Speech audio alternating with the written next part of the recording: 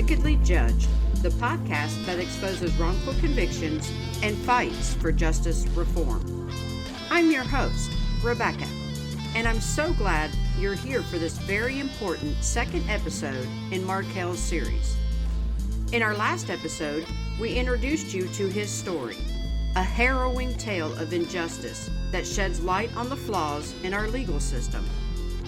Today, we're diving deeper into his case, focusing on the federal motion that could finally bring him the justice he deserves.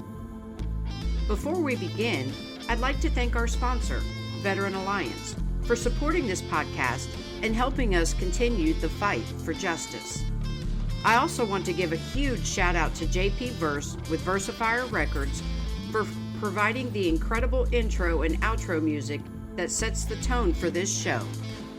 Now, let's get started. Welcome back to Wickedly Judged. I have Markale Lundy on the line, and we are going to go through some of the case specifics with you. Thank you for joining me again, Markale. Oh, you're welcome. Thank you for having me. Now, let's get started. Can you walk us through the events that led to your conviction? Yes, I can. In 2012, two witnesses made up a false story got me arrested, and the state, from the prosecutor to the judge to the lawyer, just did so much misconduct, and it led to my conviction. Okay. What were the key pieces of evidence used against you, and why do you believe they were flawed? The key piece of evidence was the witness's testimony. Now, they gave three different statements. One of the witnesses said she wasn't there when this happened, so she didn't know. The second time, she said two white guys, and third time, she said I did. Now, both of these made different statements, but they both said two white guys did it. Months later, they said I did. Then the next thing was the DNA expert, Marooney Paul, who came to testify against me and said that I couldn't be excluded from samples taken from the crime that was implicating me in this crime. And if she could exclude me, she would have, but she could. That coupled with the false testimony that these witnesses saying convicted. Okay. Were there any witnesses or testimonies that played a pivotal role in swaying the jury? I think the testimony coupled with the DNA persuaded the jury. I also believe that the jury didn't believe the witness. So during that process, they asked a lot of questions that they was denied, but they went with the DNA, which, by the way, turned out to be flawed. So they went with the DNA because DNA don't lie, and that's why they found me guilty. And how did your legal representation during the trial impact the outcome? Oh, it was it's as if he helped them do it. He had a good game plan when it was time to go, but as we went, he didn't call any of my witnesses. He didn't call our own DNA expert who excluded me from the crime scene and excluded the witness, which would have made her story another lie. He didn't do any. It's like he tanked me on purpose. And then what was the moment you realized the justice system had completely failed you? When the Columbus Crime Lab told the state prosecution that they had made a mistake DNA test and that I could be, I filed an appeal, and my judge told me that if I had a problem with the DNA result, I should have hired a DNA expert at the time and denied it. Wow. Okay, that is crazy. Can you explain what your federal motion is and what you aim to achieve with it? Absolutely. I was studying a motion to file, and it's called a writ of habeas corpus. And this motion you can take to a circuit judge, and you can petition the judge if you think you was wrongfully convicted and your constitutional rights was violated. Now, it's a lot of strict rules to this thing, but it's a gateway called the actual innocent gateway. And if you can produce exculpatory evidence to this judge that not just merely impeaches, but 100% is contrary to what the state presented at trial, you can use that gateway for the judges to look at the flaws in your case. I'm hoping to get the gateway passed so they can look at the flaws and see that themselves, that the misconduct that this judge, this prosecutor, and this lawyer did, reverse and remand this and send me home where I belong. Absolutely. Now, what new evidence will you be able to use that is included in the motion? Okay, so I am the DNA lab results that came back from the same crime lab who said I couldn't be now saying I can be, and the rules are that it has to be something that was not used at trial. Okay, so that wasn't used at trial. So if you can look at that, once they see that, they'll see that I have more than an argument. The jury made their decision based on DNA. It's not fair to do that. It's not fair to just say, okay, well, so what? Now you're convicted, so I took it to the feds because they're supposed true and honest. They're supposed to be honorable in the state. Now, what challenges have you faced in getting this motion filed and heard in court, if any at all? In state court. In federal. Not federal. No, in federal. No, I took it to them.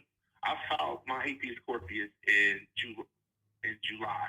They answered back August the 1st, if I'm not mistaken. After I was told by the Ohio Innocence Project that they would deny me on the face of my habeas corpus. Well, they was wrong. They accepted. So none at all. It hasn't been no option. Well, that's positive. That was very positive. It's been some time now, but they say these things take up to a year, so we're just being patient. Okay, so far no response from the federal court other than that they accepted your motion. Well, no. Okay, so I'm sorry.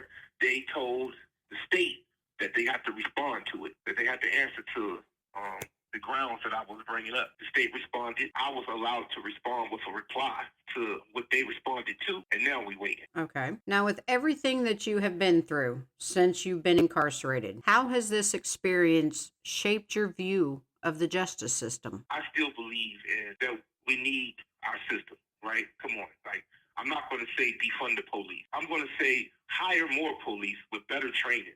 Hire prosecutors that's not going to do the wrong thing. In fact, how about this? How about approve this law, control immunity for these prosecutors and these judges and these lawyers won't get away with all of this bullcrap that I think we need a stronger system, a better reform system, and get rid of the good old boy way. I agree.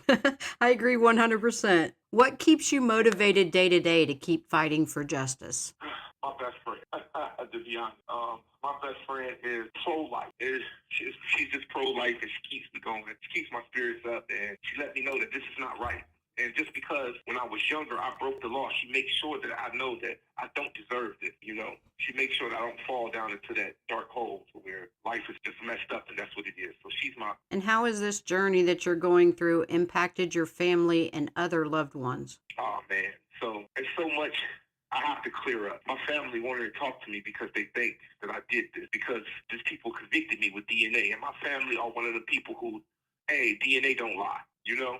So when they told these people, they told my family that there was DNA to prove I did this, I haven't heard from nobody in years. Nobody wants to hear what I have to say because they're saying that the state don't lie. The state don't make mistakes like this. Well, they do. And it impacted me. I haven't had a visit from my family in 13 years. I've been down 13, I haven't seen or heard from them. And it's because they believe I did this. Most of them is good people. Most of them. Half of them, I don't say about them. It's harsh.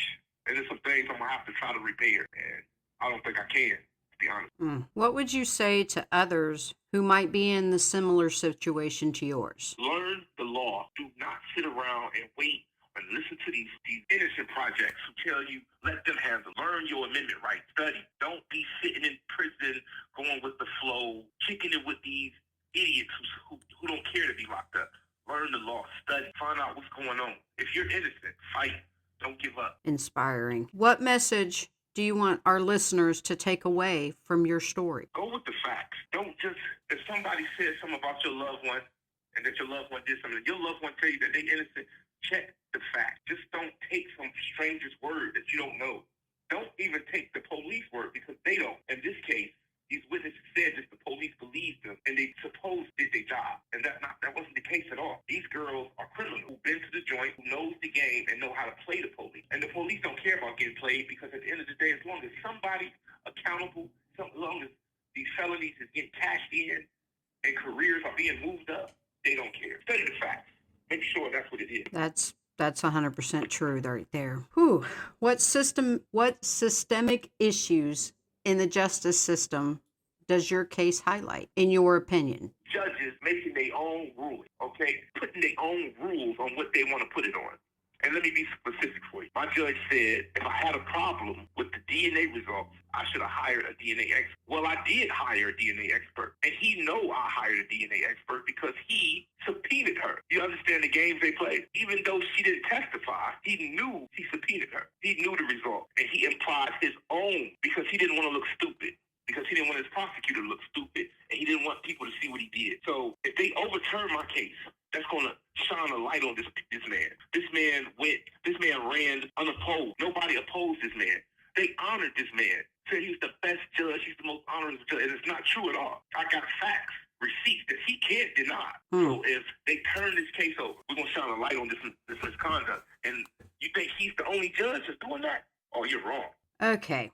How do you think cases like yours can inspire change in the legal system? Well, I think that it will require change by not allowing judges and prosecutors to place their own judgment on what they think is right versus what the law tells them to do. Just not to put your husband's business out there, but look at what happened to him. All of these guys said it's him, and they just took their word on it. And even if after the man told that detective, I did this, he says, no, we got the man that we want. You just tell us. What judge would allow something like that? That's not right.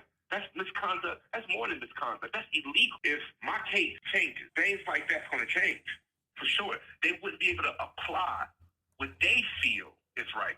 They would have to apply what the law tells, and that's why my case is important. Okay. What role do you think advocacy and public awareness play in achieving justice? Oh, well, it plays the biggest role because nobody cares. You see, you pay for this type of thing. All of these taxpayers, even you, Rebecca, even you, don't even know what's going on. See, y'all are taxpayers. Let me tell you what they do in Ohio. They put millions of dollars to the side for wrongful imprisonment. You know what that says? That's telling you that somebody's going to make a mistake here. Yep. And your tax dollars is going to pay for that mistake. Yep, absolutely. Get more involved. Don't let these things go down. Let's not hire Jennifer Rausch. Let's not let her be a prosecutor, do misconduct like this, and move on to higher places where she controls the law even more. Let's stop these people from doing this. Get more involved in these cases. Even though some of them is heinous, it's crazy crime, people really be innocent. And these people will just make it seem as if they did it. I am one of them. Absolutely, you are, for 100%. What changes would you like to see in the justice system that could possibly prevent wrongful convictions? I would like for the police, the detectives. It starts with the police station. It starts with them. They're overworked, underpaid, and they deal with so much to the fact that they get blinded, or they just don't even care, right? They don't even care. Or some of them get too personally involved, and they put their own judgment and what they feel like should happen. We need reform. We need better cops. It starts there. It starts at the police station because these people submit these cases to get prosecuted. And you know you should, but they make a judgment call and they do it anyway. And their judgment call be wrong. So it starts with the police station. I would like to see that change. Okay. Are there any other organizations or movements that have supported you in your fight other than when you had the Innocence Project on board? That word support, no. I'm going to say no. I'm going to absolutely say no. I'm going to say that the Ohio Innocence Project did support. They just made it seem as if they were. Okay. Yeah, you can't really support somebody when your friend's the one that prosecuted them. Absolutely. Absolutely.